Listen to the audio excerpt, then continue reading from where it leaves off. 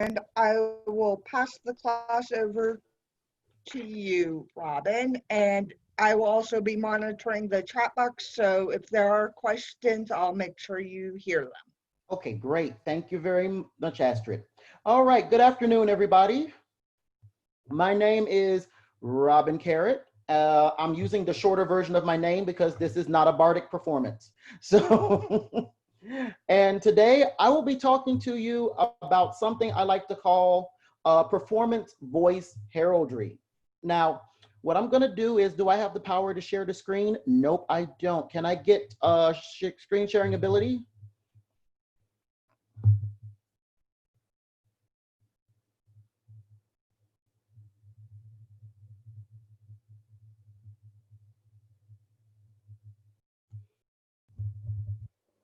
And can everybody hear me okay? Okay, wonderful.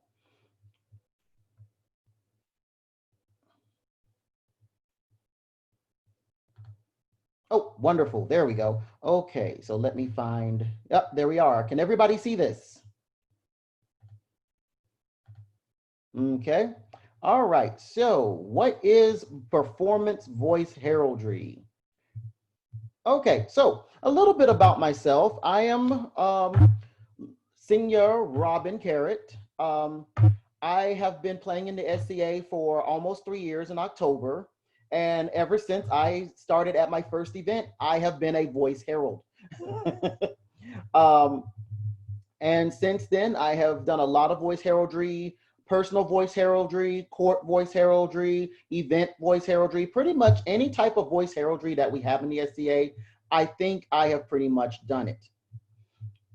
And I am also have the distinction of also being not only the premier Vox Ius Gloriosum of Ansteorran. At my very first crown tournament, they had a competition for voice heraldry, and it was my first crown tournament, my first time doing personal voice heraldry, and I wound up winning it. So I am now the premier Vox Ius Gloriosum. We had a competition last month, and now Lord Ulrich of, I think, Elfsea is the new Vox Ius Gloriosum and the Vox Populi.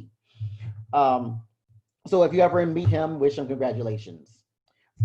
Okay, so how did this class come to be? It actually came to be due to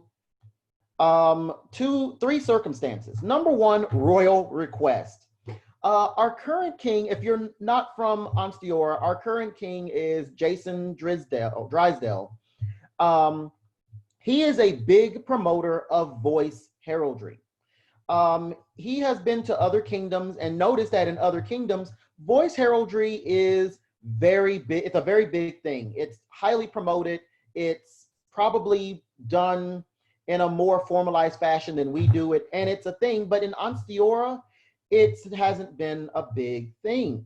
So, as the current golden staff, the current royal herald, he asked me, was I doing anything or had any plans to do anything to promote voice heraldry in the kingdom? And I said, yes. Last month, I organized the Vox Ius Gloriosum and Vox Populi competitions. I actually gave this class last month as a conjunction to that. And I also plan on trying to do more things to promote voice heraldry in the kingdom at large. Sorry, I'm having a little bit of nasal pressure. So if I sound a little funny and drained out, I'm very sorry. The second way was I attended some classes. And one of the things that I have heard repeated is that a herald isn't supposed to get attention. That is true in certain circumstances, but it's not true in every circumstance. As a herald, you are allowed to have some attention because at some point in time, depending on your heraldry, there will be some attention shown to you. So you might as well take advantage of it while you have it. And number three, bardic heraldry can voice bardic heraldry. Can voice heraldry be bardic?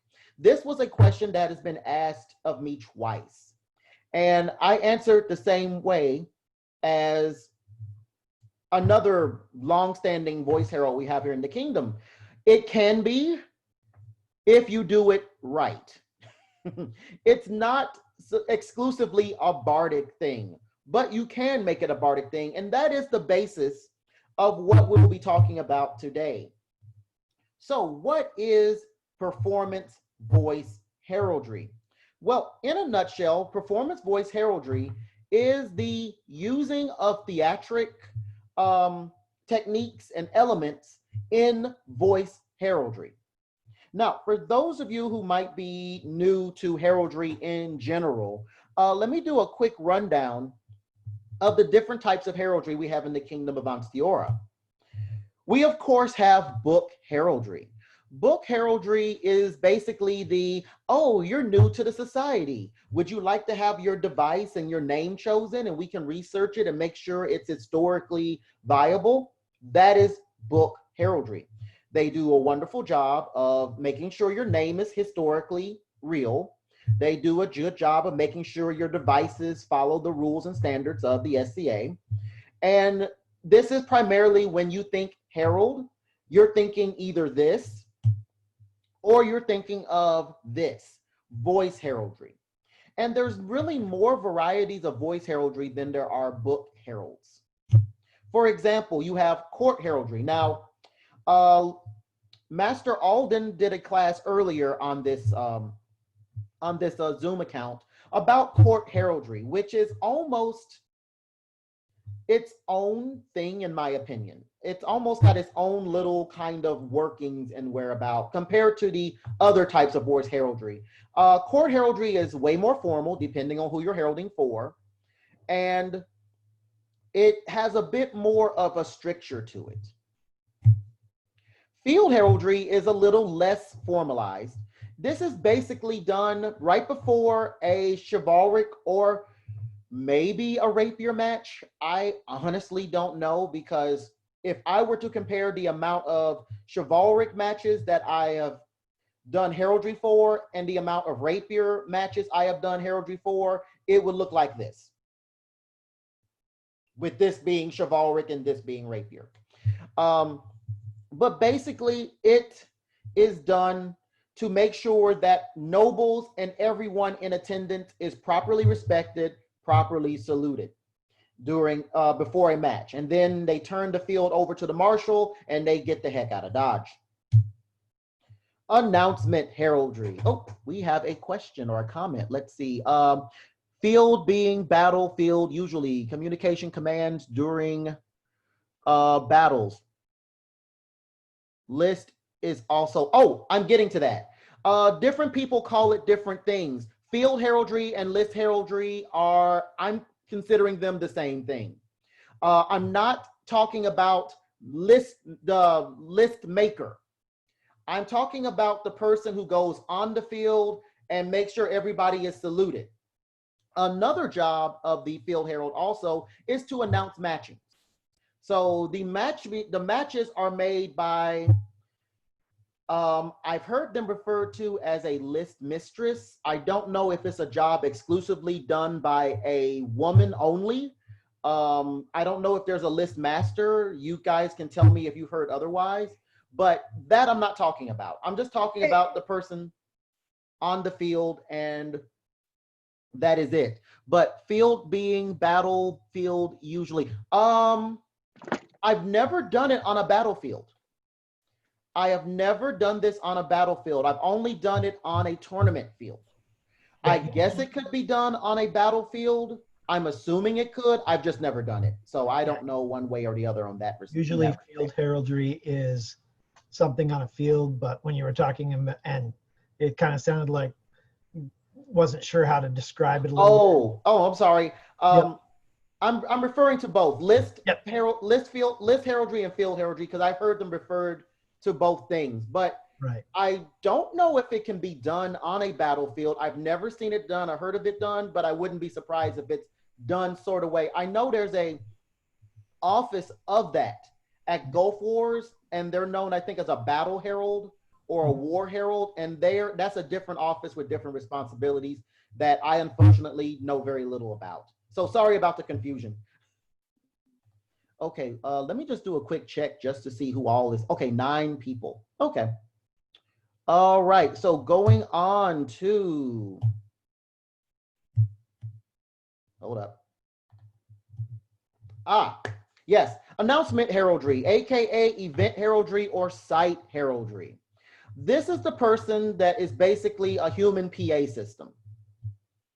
Of all the field heralds, of all the voice heralds that I've spoken to, this is the job that they don't like. They do not like going around and being the town crier. I like it. I think it's fun. But that's because I always utilize performance voice heraldry in my heraldry.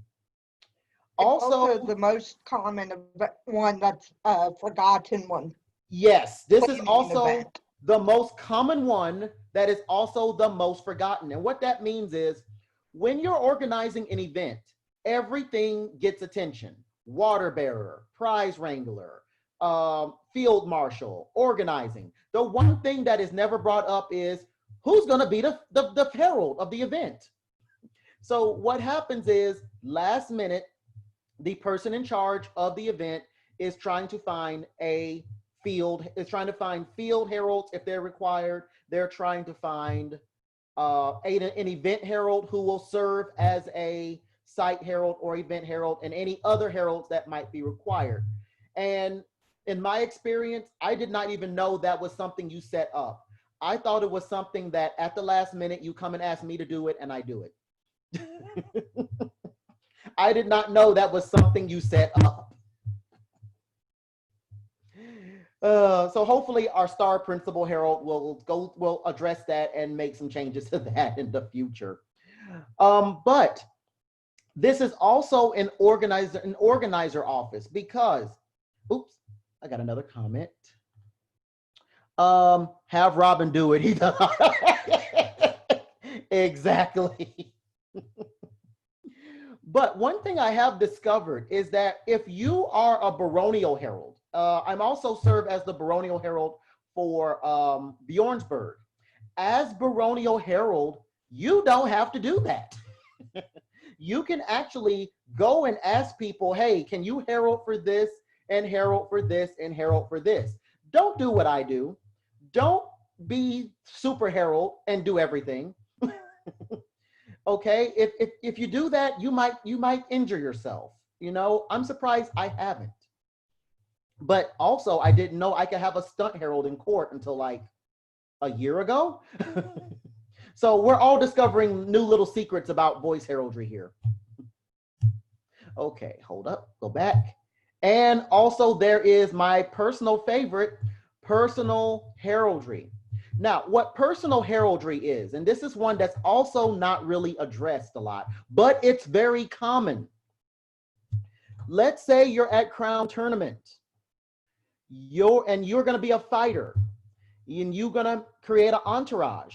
Well, in your entourage, you're going to have standard bearers, shield bearer, helmet bearer, and usually you will have a herald who is the one in charge of talking you up. This is your hype man. This is the Chaucer character from A Knight's Tale. Since everybody loves medieval movies and I have not seen that many, you are basically, as a personal herald, you are the hype man for the person who hires you.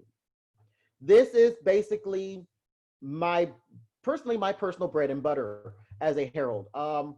I have done a lot of personal heraldry and I get to have fun with it because, again, I apply principles of performance voice heraldry. As a baronial herald, I actually choose and choose. You know what? That is a good idea. And that is also the reason why I'm teaching classes on heraldry to, in a way, train people to be future heralds.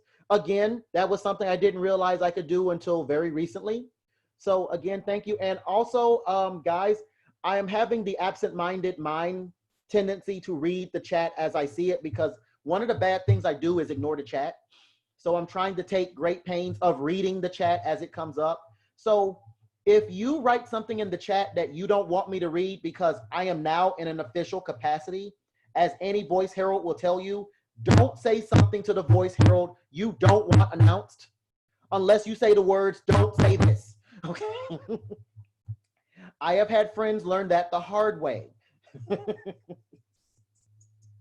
So if you put something in the chat you don't want me to read out loud, please say, don't read this out loud, okay?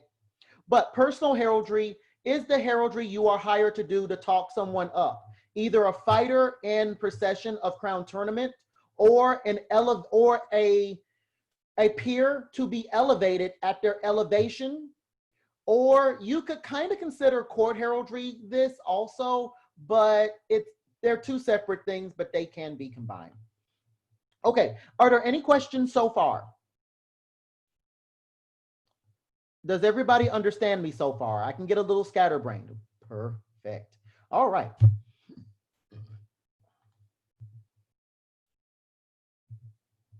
Oh, wait a minute. There's stuff at the bottom I can't see.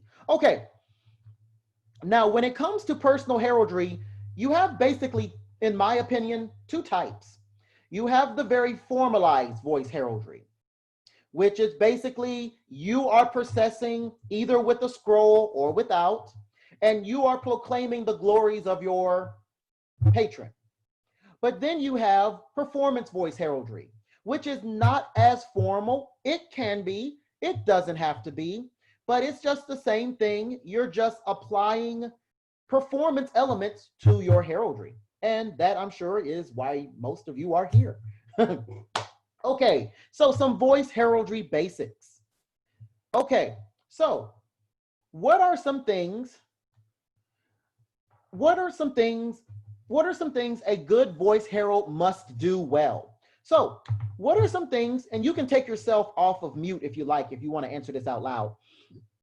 But what are some things that as a voice herald, you must do well? Project well.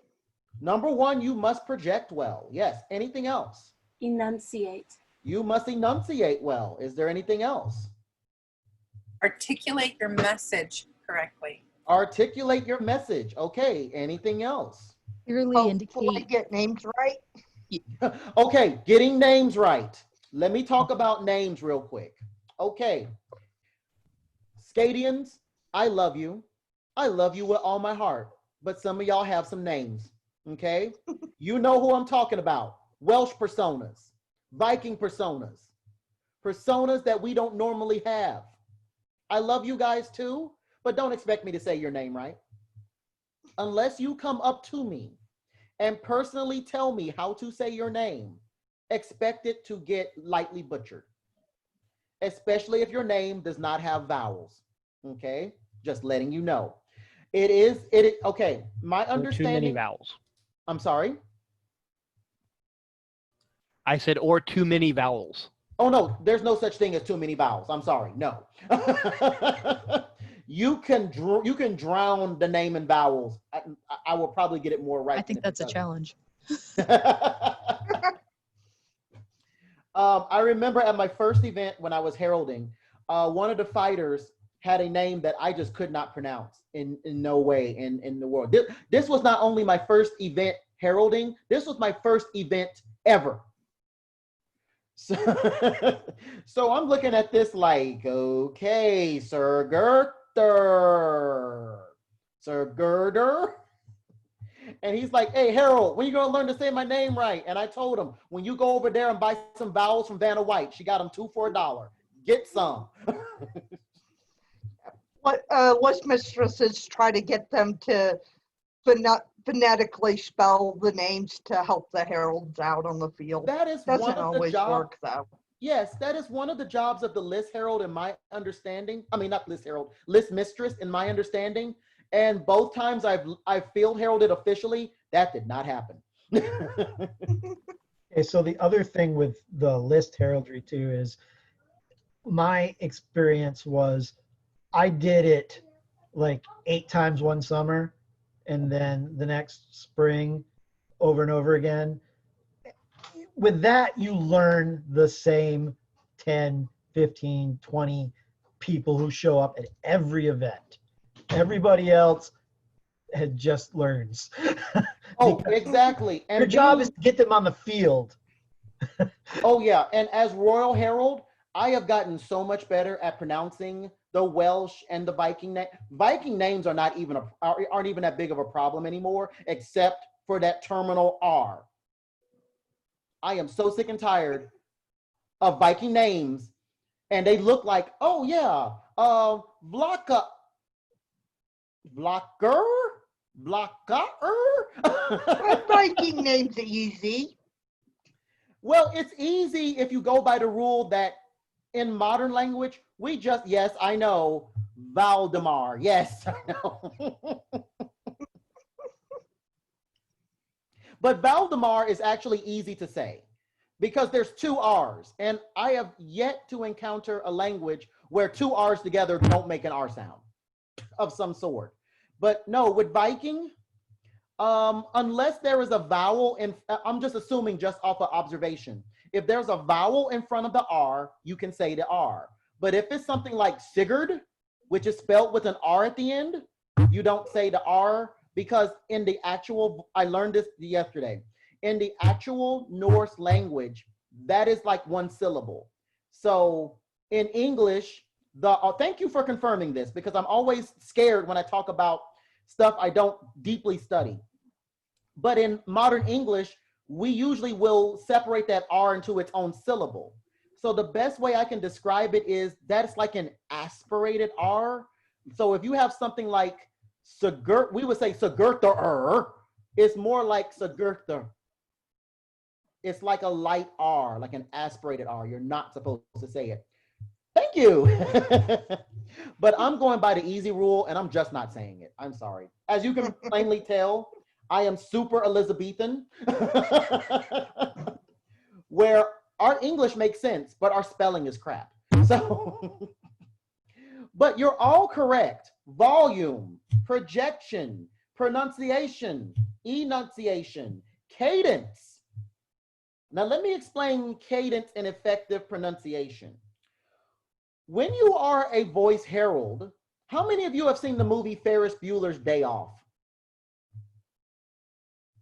Okay, do you remember Bueller, Bueller, Bueller? Okay, do me a favor, guys. If you ever encounter a voice herald who sounds like Ben Stein from Ferris Bueller's Day Off, please take them aside and talk to them in a gentle, nice voice and correct them on what they're doing wrong because you're not supposed to do that as a voice herald. What you're supposed to do as a voice herald is you are essentially I'm being a bit, what's the word? Symbolic and euphemistic. Dramatic, thank you. I'm being a bit dramatic here, but you are the walking embodiment of a voice. So you are a proclaimer. You're not gonna sit there and say, oye, oye, today we will be having roast beef with peas and carrots. No. You need to put some rise and fall in your voice. That's what cadence is. It's the rising and falling. Make people eager to eat roast liver with onions and peas and carrots. You know, make them want to eat it with your voice. I can't believe I just said that. Okay, yeah. That's a thing that just happened. Okay, wording. Let me talk about wording. You don't want to be wordy. Your job is to project the message, get the message out. Okay, let me just go military with you for a second. Tell them what you're going to tell them, and tell them what you told them. Only you're doing it in a much more succinct way. You're going to answer the basic questions. Who, what, when, where, how, why, and get the message out there. My little personal tip for voice heralds, keep one of these and one of these with you at all times. Write down, because what will happen is, as an event herald, as a site herald, people will come up to you and say, oh, can you announce something? And you're like, yeah, sure, of course. What do you want me to say? Yes, okay, what time? Okay. It makes things so much easier. Don't rely on this. This isn't gonna work. You don't know how many times I've made an announcement and I hear the question, where is it? And you forgot to say where. Write it down. Little tip of the day. But yes, wording is important. You don't have to be wordy because things get lost in words. Keep it succinct. Practice using dramatic, meaningful words when you use in your heraldry. Being informative, of course, and delivery. Like I said before, you don't want to sound like the kitchen lunch announcement in your high school. You want to sound more dramatic. Today, we'll be having the most tremendous liver, the most stupendous onions, and the most delicate of peas and carrots. That's what you want to kind of go for. But these are things that should be standard for a basic voice herald, okay? This is just standard voice herald proceduring. If these are things you should be already good at. Can you guys think of anything else that we didn't mention?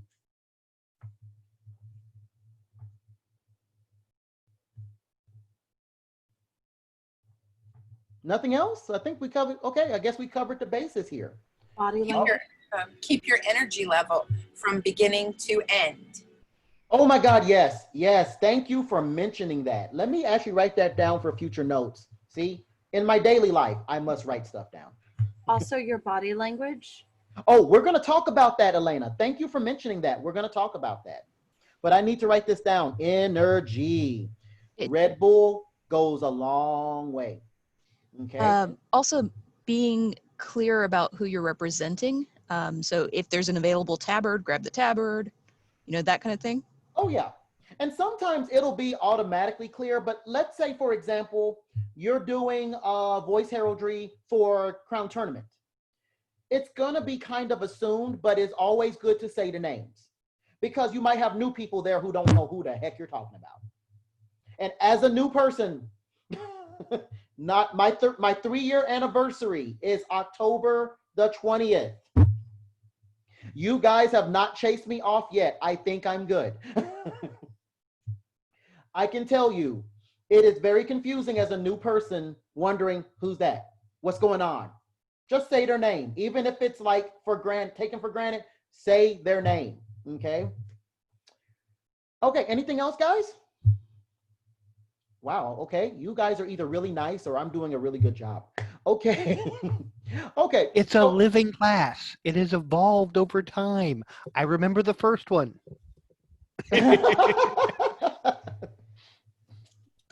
Okay. So performance voice heraldry, like I said, it's a method of voice heraldry that focuses on delivery of the heraldry while retaining traditional heraldry techniques already discussed by using elements found in performance mediums to make voice heraldry more enjoyable and entertaining for all involved. This includes, but is not limited to, body and space, theatric voice, language, props, humor. And are there any other things that you could think about? If you do, go ahead and mention them in the chat because I'm going to move on for sake of time to talk about each of these elements. So the first element I want to address is body and space. A lot of times when you see voice heralds, especially if they're in procession, they're usually reading and walking, reading and walking, reading and walking. And there's nothing wrong with that. Sometimes life gets in the way and you just don't have time to memorize that speech. But let's say life has not gotten in the way. You have time to memorize this speech. If you have the opportunity to memorize it, guess what's free? Your arms, your legs, your head, and the rest of your body. Don't be afraid to use that to emphasize the points you're making in your heraldry. For example, I am basically like the go-to herald for Amra Shield Splitter. He is an awesome fighter. He is an awesome person off the field. I don't hesitate to herald for Amra.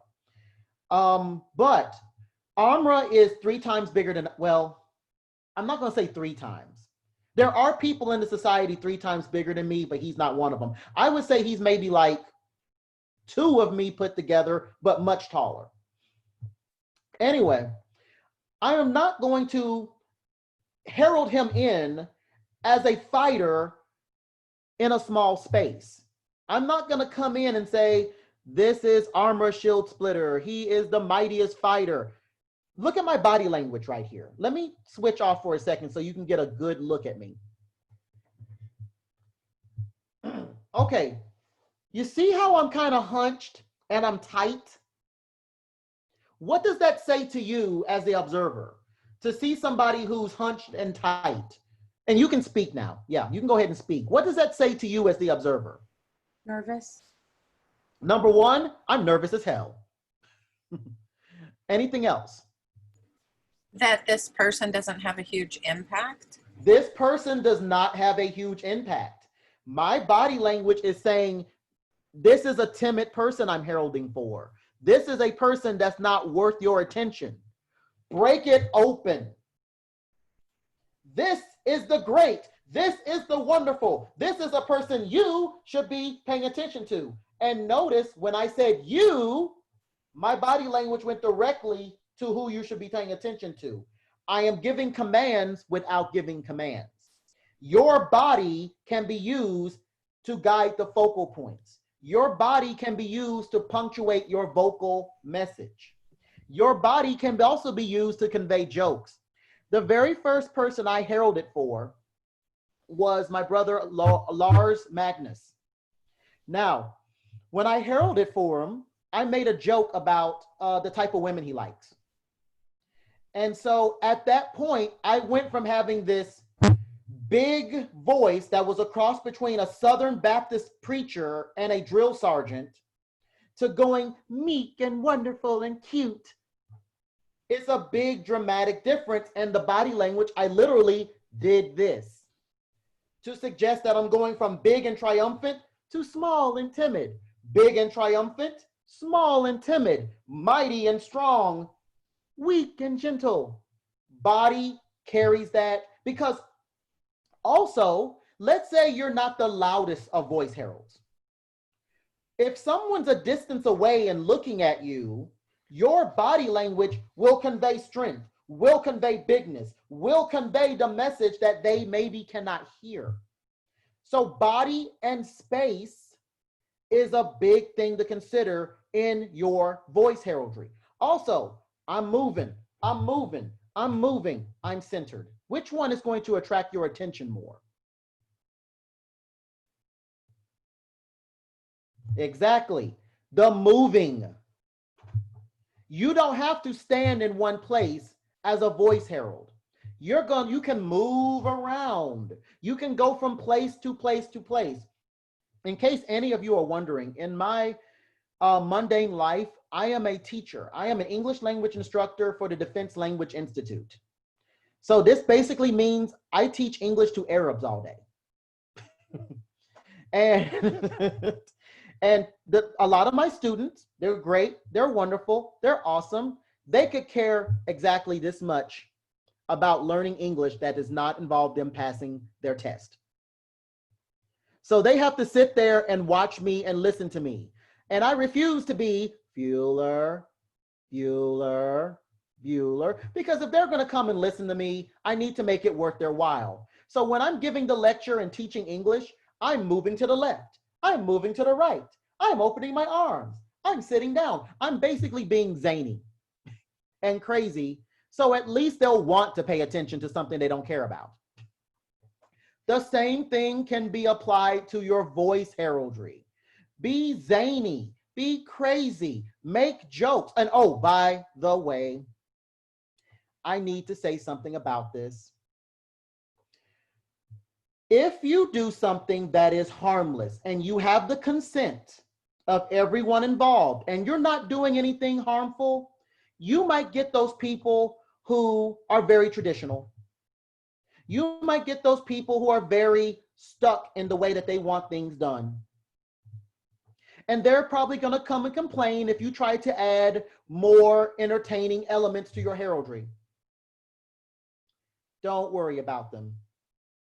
if you are getting a tremendous amount of compliments, especially from peers, especially from nobles, especially from the populace, and you got this one person over here complaining, let me show you exactly what you do with that one person complaining. You take them right here and you put them on the shelf next to that book you never read, and don't worry about it.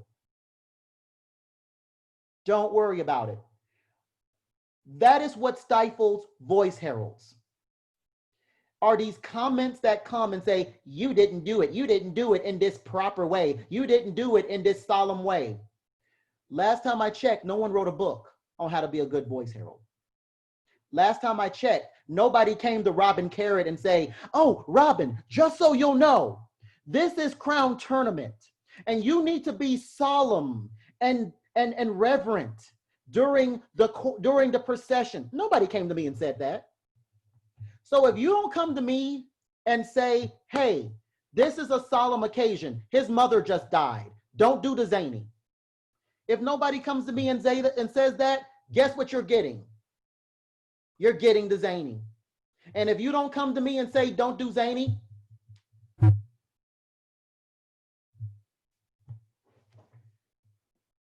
don't say anything. Because you could have came to me before. You could have came to that herald before and expressed your concerns. There is nothing more irritating than somebody complaining after the fact when they did nothing about it. And I'm going to get off my soapbox and move on with the rest of my class. So, okay, so before it goes on, just one thing is what you have to be concerned about is if you're representing somebody else, is that you're representing them the way they want to be represented. exactly. That's Exactly.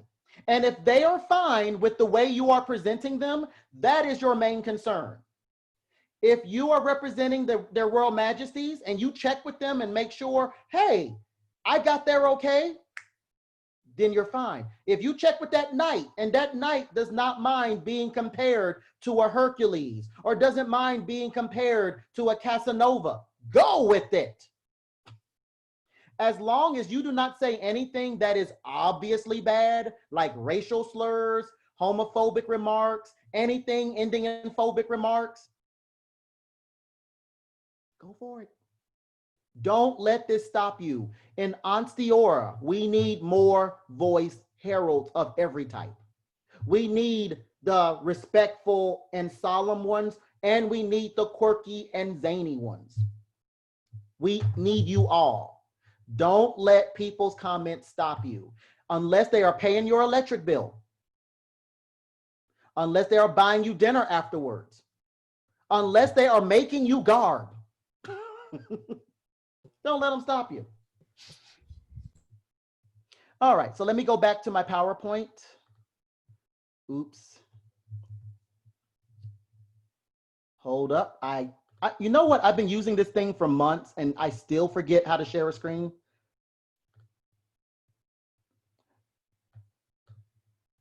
Yeah, I know. My students wonder, teacher, are you okay? I'm fine. I'm just absent-minded like nobody's business.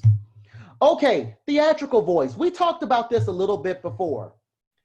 When you're in an open space, particularly outdoors, you do want to project. You want to have rising and falling in your speech.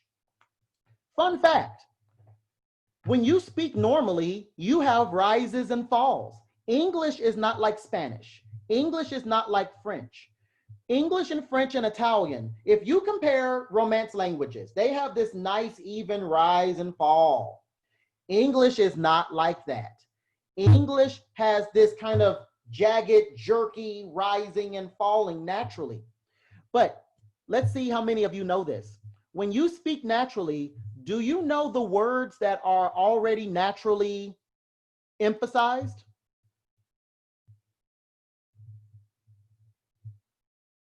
Oh yeah, I'm sorry. I might have given the wrong impression. English is Germanic, but I'm talking about Romance languages having a nice rise and fall. English, which is more Germanic with a lot of romantic vocabulary, is kind of jerky, rising and falling. Sorry, I didn't mean to give that impression. I know that, I know.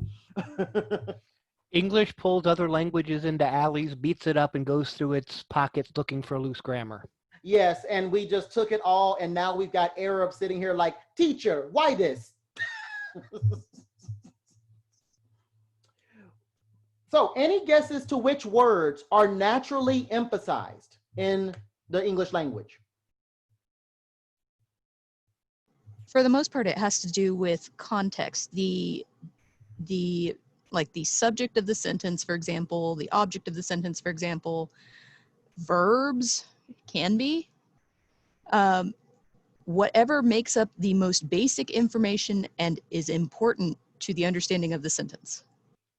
Actually, that is the very linguistic answer. I like that. That is the linguistic grammatical answer.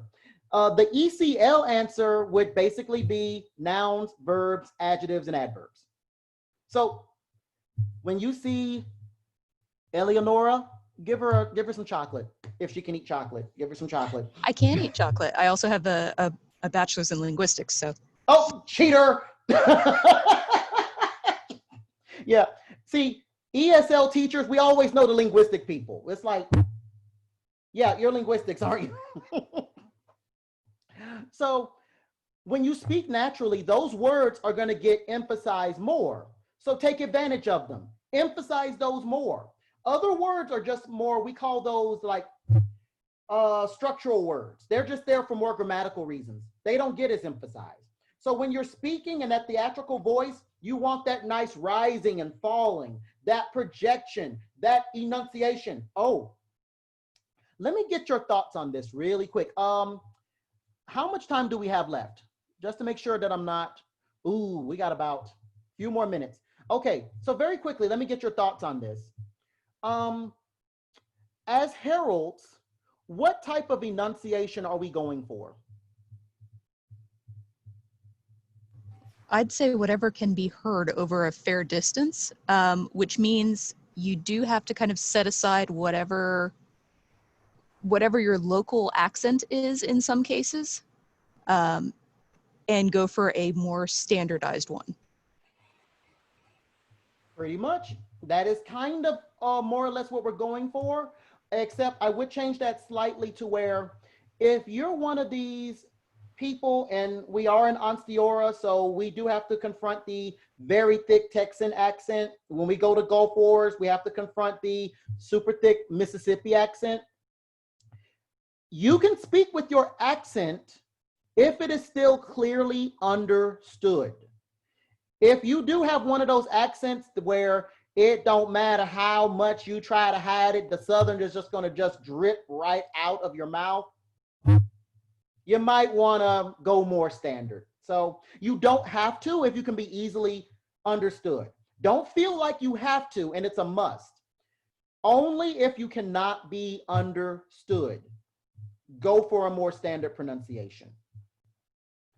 Okay, language. Like I said before, keep your language, for the most part, if you're doing event or site heralding, keep your language practical. But when you're heralding a noble or heralding a peer or heralding a fighter, pull out those metaphors, those similes, those nice poetic, that nice poetic language, and let it all hang out.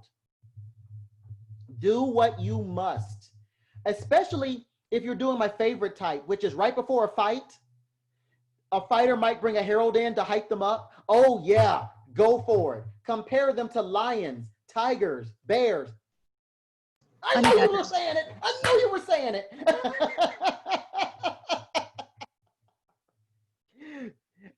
Talk about how ferocious they are, how they will maul you, defeat you, destroy you, how they are merciless in their onslaught. Go for it. But when you're doing site heraldry, who, what, when, where, how, why. Yeah, there are other tricks for personal heraldry. Yes, there's a lot of little tricks out there I'm not going to cover because I don't want to go too much overtime. Props and other objects. Oop.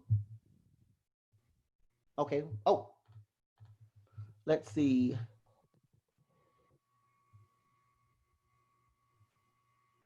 Oh, okay. All right. So props and other objects.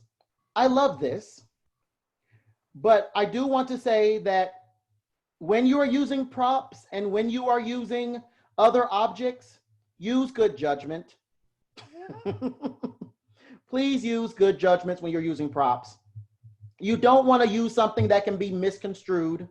You'll want to use something that will, again, like you're going to use your body language to emphasize your words, your props should also emphasize your words. So if I'm going to herald a fighter and say how great and how mighty he is, what would I possibly be holding theatrically?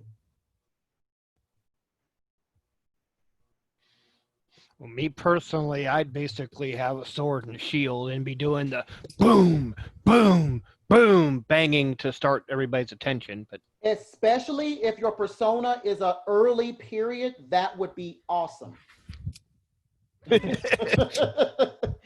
You could do the whole, you could get a little toy shield, a little toy sword, and just clack it as your heralding. I would use a toy because I'm zany like that. If you can find a real one, go for it. I'm like, for you, I'd say your loot. Basically, start off with the and then do your steal. If I was going to herald in a laurel or herald in a to be laurel, I would definitely do that, especially if I know they have a persona that would lend themselves to loot playing. But would I do that for a Viking? No. No.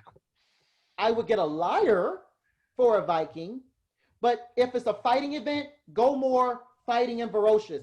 For a more indoor ANSC type of thing, you can go musical. That door is so open, go for it, but just be appropriate and use your best judgment. Okay, humor. Again, just like language. When it comes to humor, don't say anything that will get you banished. Go as far as you want, but don't do or say anything that will get you banished. That's just what I'm going to say on that. Exercise good judgment.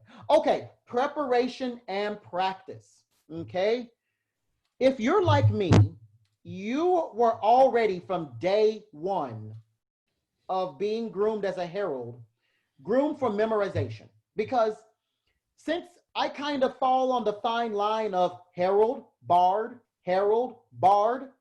in bardic communities, memorization is key. So that kind of bled over to my heralding, to where I feel like, hey, my heralding is my bardic. It kind of blended in me, so I memorize one and I memorize the other. So if you're planning on memorizing, practice and preparation is going to be paramount, specifically in front of a mirror. Thank you. 10-minute warning. Okay. So when I suggest practice in front of a mirror so you are conscious how you look when you are heralding.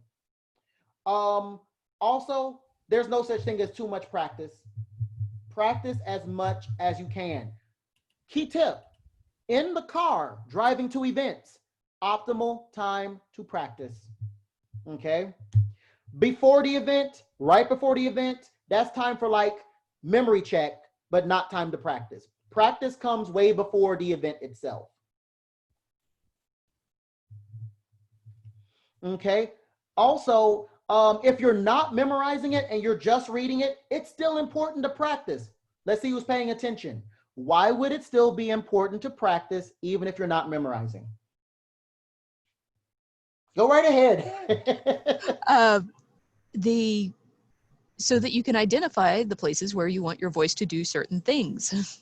Exactly. And the thing is, if you're walking around with a big piece of paper like this is, I believe, it's not an 11 by 14, it's something else. It's a little larger than that. But my big suggestion, if you're going to do a non-memorized heraldry, I would get a piece of paper that's very large. If you want to know the measurements, I can actually tell you real quick. You have a tailor's tape, don't you? I have a chatelaine right here, right next to me, because I've been doing a lot of embroidery. Ah. It's an 11 by a 7, I believe 17. Yes, get an 11 by 17 sheet piece of paper, and in big text, have your heraldry on the big piece of paper. It looks more proclamation and heraldry. And this way, you can write notes in big letters, because on a paper this big, you can print big. And you can write your notes in about, do I go high? Do I go low? Do I flourish? Do I not flourish? On this big piece of paper right here. Very handy. Office Depot, Staples, your best friend as a herald. Okay, so final notes. Are there any questions or concerns that need to be addressed, or things that I haven't addressed that you would like me to address in the last few minutes?